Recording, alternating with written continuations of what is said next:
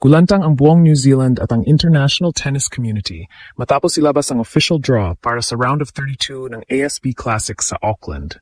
Isang napakabigat na pagsubok ang agad na sasalubong sa ating Pinay Pride na si Alexandra Alla dahil ang kanyang makatapat ay wala namang iba kundi ang Paris Olympics silver medalist na si Donna Vekic. Ang balitang ito ay mabilis na kumalat sa Manuka Dr. Arena dahil sa tindi ng mismatch sa karanasan. Si Alla ay 20 anyos pa lamang habang si Vekic ay isang veteranong Croatian star na kilala sa kanyang giant killing runs sa Olympics at Grand Slams. Sa kabila ng pagiging 4th seed ni Alla sa torneo, ang landas niya patungong tagumpay ay itinuturing na no easy path dahil sa caliber ng kanyang unang kalaban. Si Donna Vekic ay hindi basta-bastang manlalaro. Siya ang kauna-unahang Croatian woman na umabot sa medal stage ng Olympics matapos patalsikin ang mga dambuhalang pangalan tulad ni Coco Gauff at Marta Kostyuk sa Paris noong nakaraang taon. Ang kanyang pagpasok sa finals laban kay Zheng Qinwen ay nagpatunay na kaya niyang makipagsabayan sa pinakamabibilis na player sa mundo. Para kay Alex Alla, nasariwa pa mula sa kanyang makaysayang gold medal sa 33rd Southeast Asian Games sa Bangkok. Ang labang ito ay magsisilbing ultimate test ng kanyang pag-unlad bilang isang graduate ng Rafael Nadal Academy.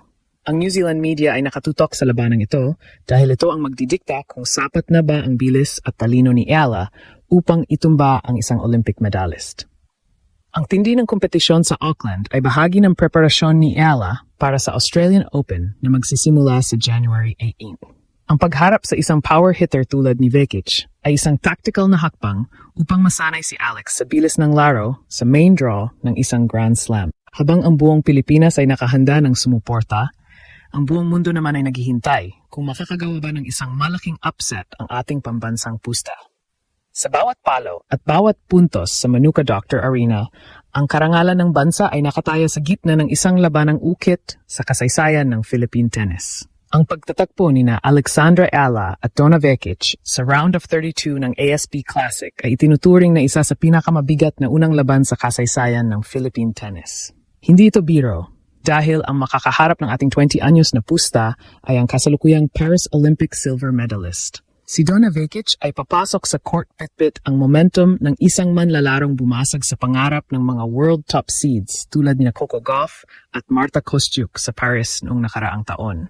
Ang kanyang karanasan sa pag-abot sa finals ng Olympics at 4th round ng US Open ay nagpapakita ng isang antas ng laro na bihirang makaharap ng isang batang manlalaro sa unang round pa lamang ng isang WTTA 250 tournament. Sa aspetong technical, si Donna Vekic ay kilala sa kanyang aggressive baseline play at matinding stamina na nagdala sa kanya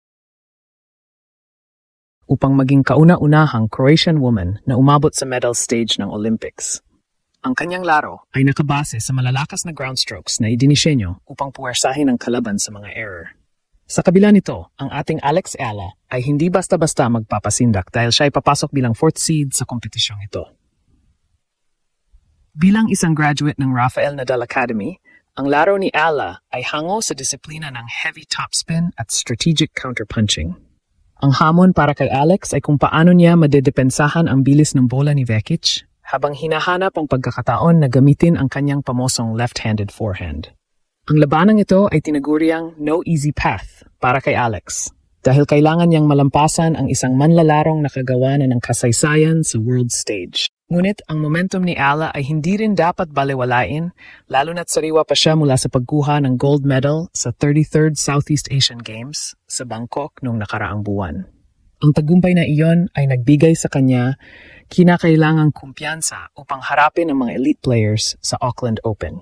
Para sa mga New Zealand fans na manonood sa Manuka Dr. Arena, ang labanang ito ay isang pagkakataon na makita kung ang Nadal-inspired offense ni Alla ay sapat na upang gulantangin ang Olympic-level defense ni Vekic.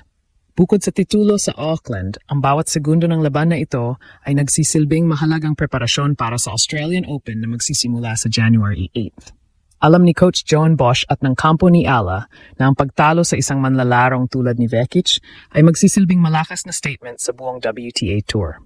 Kung magagawa ni Alex na mapagod ang Croatian veteran sa pamamagitan ng mahabang rallies, may malaking tsansa na makita natin ang isa sa pinakamalaking upsets sa simula ng 2020s. Ang buong Pilipinas ay nakatutok dahil alam nating sa bawat palo ni Alex, Bitbit niya ang pangarap ng isang bansa na makitang muli ang isang Pinay na naghahari sa international tennis court.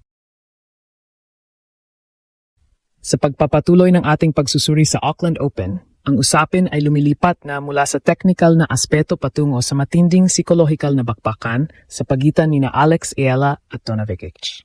Para kay Alex, ang pagharap sa isang Olympic silver medalist ay nagdadala ng isang kakaibang uri ng pressure na tinatawag na aura of invincibility. Si Vekic ay papasok sa Manuka Dr. Arena Bitbit ang kumpiyansa ng isang manlalaro na nagpabagsak sa mga world titans tulad ni Coco Gauff sa Paris. Ang psikolohikal na hamon para sa 20 anyos na si Ala ay kung paano niya mapanatili ang kanyang focus at hindi magpapadala sa bigat ng pangalan at mga nakamit ng kanyang kalaban. Ayon sa mga analysts, ang no easy path na ito ang magpapatatag sa mental fortitude ni Alex bago ang mas malaking entablado ng Australian Open. Sa kabilang banda, ang pagiging underdog ni Alex Eala sa labanang ito ay maaari niyang gamitin bilang isang tactical advantage. Habang ang buong mundo ay inaasahang si Vekic ang mananaig dahil sa kanyang karanasan sa Olympic gold medal match at US Open 4th round, si Alex ay naglalaro ng walang gaanong pressure na mawala. Ang mentalidad na nothing to lose, everything to gain ay madalas nagiging mitsa ng mga pinakamalaking upsets sa tennis. Bilang 4th seed, kailangang patunayan ni Ala na ang kanyang momentum mula sa pagkapanalo ng gold medal sa 33rd Southeast Asian Games sa Bangkok ay sapat na upang tapatan ang Olympic level na intensity ng Croatian star. Malaki rin ang papel ng Rafael Nadal Academy mentality sa laban na ito. Ang pagsasanay ni Alex sa ilalim ng sistemang nagtuturo ng suffering on court at never say die attitude ay magiging crucial laban kay Vekic na kilala sa kanyang kakayahang manalo sa mga dikit na laban, gaya ng kanyang 5th match point victory laban kay Marta Kostyuk sa Olympics. Ang psikolohikal na digmaan ay magsisimula sa unang set. Kung makakakuha si Alex ng maagang break, maaring magkaroon ng pagdududa sa panig ng veteran na si Vekic. Ang buong New Zealand ay naghihintay kung ang kabataan at gutom ni Ella ay mangingibabaw sa karanasan at pilat ng digmaan ni Vekic. Ang labanang ito sa Auckland ay hindi lamang tungkol sa ranking points, kundi tungkol sa pagkuha ng respeto ng buong WTA Tour. Ang pagharap sa isang silver medalist sa round of 32 ay isang pagkakataon para kay Alex na ipakita na siya ay kabilang na sa mga elite. Habang papalapit ang January 18 para sa Australian Open, ang bawat puntos na makukuha niya laban sa isang manlalarong tulad ni Vekic ay magsisilbing gasolina para sa kanyang kumpiyansa. Ang New Zealand media ay gulat sa determinasyon ng batang Pinay at sa bawat sigaw ni Alex sa loob ng court, ipinapaalala niya sa mundo na ang no easy path ay ang daan na sadyang pinili niya upang maging isang alamat